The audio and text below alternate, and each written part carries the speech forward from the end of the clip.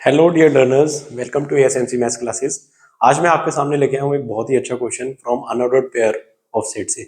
ये concept IIT JEE वालों ने एक बहुत ही कुछ साल पहले पूछा था। मैं आपको बताऊंगा ये किस ईयर का क्वेश्चन है। और इस कंसेप्ट को लेके बहुत ज़्यादा ऑनलाइन सॉल्यूशन प्रेजेंट किए गए हैं और बहुत सारी चीज़ें दिखाई गई हैं, पर उसमें क्लैरिटी बच्चों को अक्सर मेरे से बच्चे बोलते हैं कि उस तरीके से नहीं आती है, समझ नहीं आता है कि अनऑर्डर्ड पेयर क्या होता है। और एज वेल एज उसमें फिर unordered pair of disjoint subset का जैसा ये क्वेश्चन बनाया गया है, तो वो बच्चों को वो क्लैरिटी अच्छे से नहीं आती है। तो उस चीज को, उस मिथ को और उस कंसेप्ट को हम यहाँ पे डिमिस्टिफाई करेंगे, उसको डिबंक करेंगे और उसे अच्छे से समझेंगे कि कैसे ये अनऑर्डर्ड पेयर का मतलब क्या है और डिसजॉइंट सबसेट अनऑर्डर्ड पेयर के कैसे बनते हैं। ठीक है, डिसजॉइंट फिर भी बच्चों को पता होता है, ऐसे सबसेट होते हैं जिनमें कुछ भी कॉमन नहीं है। पर अनऑर्डर्ड पेयर कैसे बनेंगे और फर्दर उनकी यहाँ पे काउंटिंग कैसे होगी, ये यहाँ पे मैं आपको एक बहुत अच्छे वे में करके दिखाऊंगा। तो सबसे पहले तो हम यहाँ ये समझते हैं कि अनऑर्डर्ड पेयर, द क्वेश्चन पढ़ लेते हैं, the number of unordered pair of disjoint subsets. तो unordered pair of disjoint subset निकालने हैं जो कि किसके हैं, 1 2 3 4 के। तो अनऑर्डर्ड पेयर को लेके जिस एग्जाम में भी आईआईटी में आया था, आईआईटी 2010 का क्वेश्चन है ये। This is a question of IIT JEE 2010। 2010 का क्वेश्चन है आईआईटी जेईई का। तो उसका एग्जाम का क्वेश्चन है। इसमें सबसे पहले हमें यह समझना है कि अनऑर्डर्ड पेयर क्या होता है। अनऑर्डर्ड पेयर, जैसे आप ऑर्डर्ड पेयर जानते हैं, ऑर्डर्ड पेयर होता है आपके पास ए बी।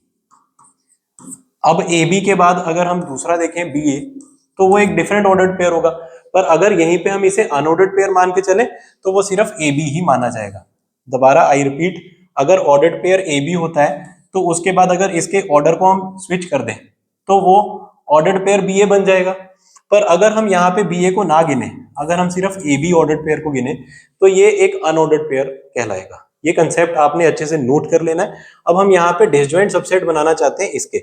मतलब डिसजॉइंट का मतलब क्या है, ऐसे दो सबसेट जिनमें कोई भी एलिमेंट कॉमन ना हो। 1 2 3 4 अगर हमारे पास यहाँ पे सेट में एलिमेंट्स हैं, 1 2 3 4 चार एलिमेंट्स हैं, तो इसके कितने सबसेट बनेंगे?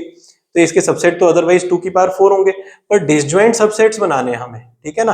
मान लीजिए हम यहाँ पे एक सबसेट ए बना रहे हैं इसका, और एक सबसेट हम क्या बना रहे हैं, बी। अब डिसजॉइंट का मतलब क्या है, या तो ये सारे एलिमेंट ए में आ जाए बी में ना आए, या ये बी में आ जाए ए में ना आए। ठीक है ना, मतलब जो ए में आ रहा है वो बी में नहीं आना चाहिए। एज वेल एज अगर हम इसे सेट थ्योरी से फर्दर समझें कि हमारे पास डिसजॉइंट सबसेट कैसे सबसेट होंगे, या तो ए ओनली वाले एरिया में आए, ठीक है, या बी ओनली वाले एरिया में आए। ये शेडेड एरिया है ना, ये शेडेड एरिया इस शेडेड एरिया से क्या है, डिसजॉइंट है। ठीक है, या फिर कुछ एलिमेंट ऐसे भी हो सकते हैं जो पूरे के पूरे यूनिवर्सल सेट में हो और ए और बी में हो ही ना, यहां से हो।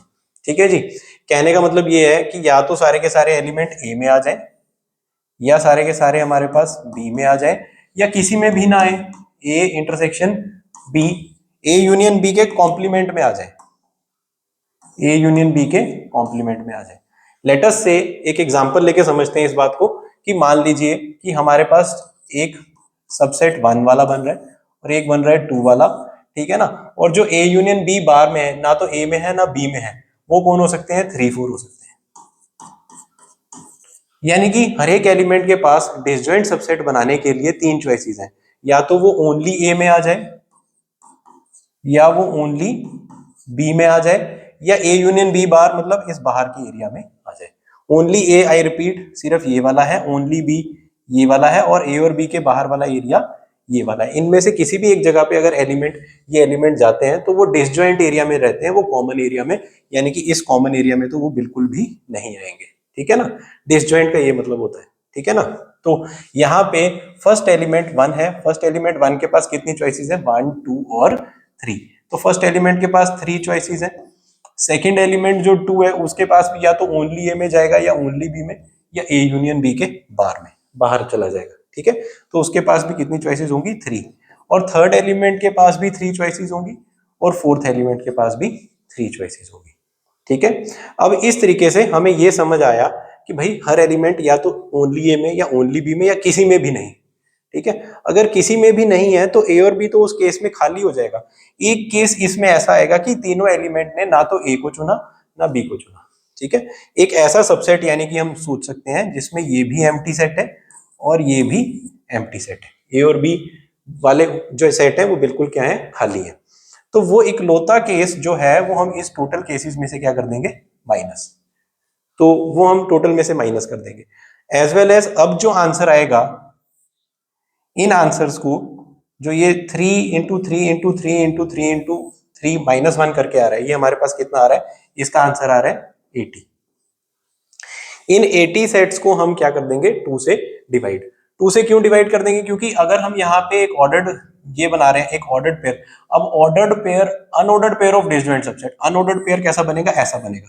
सेट 1 का सेट 2 के साथ एक ऑर्डर्ड पेयर बना ले, और इसे अनऑर्डर्ड पेयर रखने के लिए हम क्या कर सकते हैं, हम इसका सेट 2 इधर और सेट 1 इधर नहीं रखेंगे, जो मैंने शुरू में आपको मना करा था। ठीक है जी। तो यहाँ पे हमारे पास ये मतलब जितने भी बनेंगे उसमें 1 इधर 2 इधर, और फिर 2 इधर 1 इधर वाला भी आ जाएगा 3 × 3 × 3 में, क्योंकि हर आदमी के पास 3 चॉइसेस हैं, या ए या बी। ठीक है ना, दोनों तरफ की चॉइसेस थी उनके पास। तो हम वो डबल केसेस जो आ जाएंगे जिसमें 2 इधर 1 इधर, जो कि अलाउड नहीं है अनऑर्डर्ड पेयर होने के कारण, हम उससे क्या कर देंगे, इसे डिवाइड कर देंगे।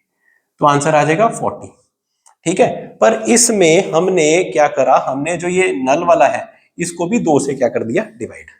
पर ये तो एक ही बात है, नल इधर आया, नल इधर आया, या नल इधर आया फिर नल इधर आया, वो तो एक ही बात है। इसको 2 से डिवाइड करने की कोई जरूरत नहीं थी, इसलिए इसका एक केस जो है हम इसको क्या कर देंगे, इन दी एंड ऐड कर देंगे।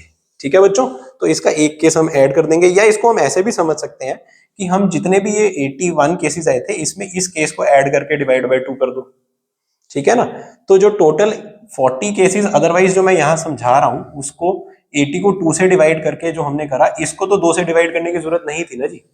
तो इसलिए इसका एंड में 1 केस हमने ऐड कर दिया।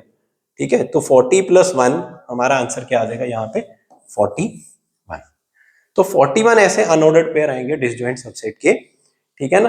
अनऑर्डर्ड पेयर आपको आई होप समझ आ गया, 2 इधर आया और 1 इधर आया, वो केस हम नहीं लेंगे, इसलिए हमने क्या करा, डिवाइड बाय 2 करा। तो और 1 किस लिए ऐड करा, 1 ये वाला केस हमने कितनी बार कर लिया, हमने इसको 2 बार डिवाइड कर दिया, पर ये तो हमने सिर्फ एक काउंट करना था। ठीक है ना। ऐसे समझ लो कि ये जो 81 केसेस थे, 81 केसेस में अगर इसका एक केस मैं ऐड भी कर दूं तो 82 हो जाएगा ये वाला केस। ठीक है ना। और वो एक केस नहीं, वो 2 हो जाएंगे एक में अगर नल इधर या नल इधर। ठीक है ना, जैसे ये वाले ये इधर वाला है। तो 81 + 1 82 हो गए, और डिवाइड बाय 2 करके तब भी आंसर सीधा क्या आ जाएगा, 41 आ जाएगा। तो बहुत ही अच्छा क्वेश्चन था। इस क्वेश्चन में आप अनऑर्डर्ड पेयर का कंसेप्ट आई होप आपको अच्छे से समझ आया। ठीक है, अगर इसमें कोई भी आपको डाउट है, और कोई भी आपको इस कंसेप्ट को दोबारा समझना है, या कोई भी ऐसे रिलेटेड और क्वेश्चन समझना है, तो आप मेरे को feel free to reach out to me, and आप यहाँ पे कमेंट सेक्शन में भी लिख सकते हैं। Till then stay learning, keep learning, and happy learning my dear students for IIT JEE।